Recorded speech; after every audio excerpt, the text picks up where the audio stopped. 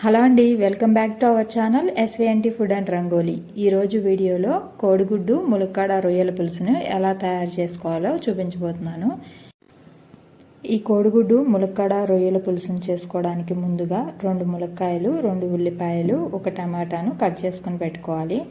అలాగే 1/2 KG clean చేసుకున్న రొయ్యలు, 6 గుడ్లను ఉడికించుకొని పెట్టుకున్నానండి.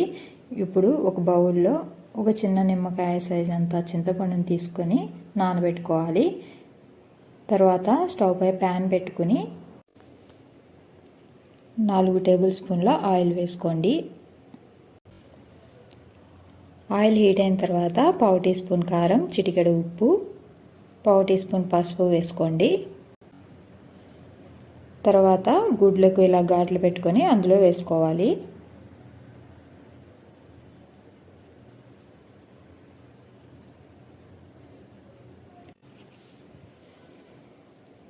ఇలా గుడ్లను కదుపుతూ మొత్తం ఫ్రై అయ్యేలా ఫ్రై చేసుకోండి.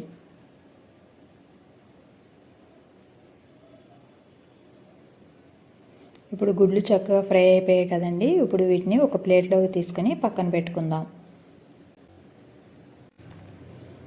ఇప్పుడు ఇదే ఆయిల్లో 2 పచ్చిమిర్చి చీలికలు, కట్ చేసుకున్న ఉల్లిపాయలను వేసుకొని ఫ్రై చేసుకోవాలి. రుచికి సరిపడా ఉప్పును కూడా వేసుకొని ఉల్లిపాయలు గోల్డెన్ బ్రౌన్ కలర్ వచ్చేంత వరకు ఫ్రై చేసుకోండి. ఇవి ఇలా ఫ్రై అయిన తర్వాత 1 స్పూన్ అల్లం వెల్లుల్లి పేస్ట్ని కూడా వేసుకొని అల్లం వెల్లుల్లి పచ్చివాసన పోయేంత వరకు ఫ్రై చేసుకోండి. ఇప్పుడు ఇందులో క్లీన్ చేసి పెట్టుకున్న రొయ్యలను కూడా వేసుకొని మొత్తం కలిసేలా ఒకసారి కలుపుకోండి. కలుపుకున్న తర్వాత మూత పెట్టుకొని ఒక 5 నిమిషాలు ఫ్రై చేసుకోండి. ఇప్పుడు ఇందులో కట్ చేసుకున్న ములక్కాయ ముక్కలు, టమాటా ముక్కలను కూడా వేసుకోండి.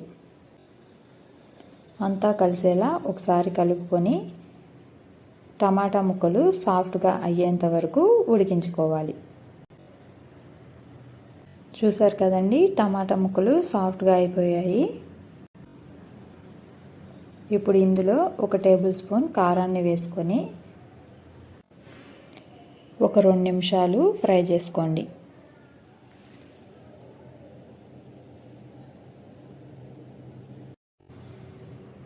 అంతా కలిసేలా ఒకసారి కలుపుకొని 2 నిమిషాలు ఫ్రై చేసుకోండి. ఇలా ఫ్రై చేసుకున్న తర్వాత 1 గ్లాసు వాటర్ని వేసుకొని ఉడికించుకోవాలి.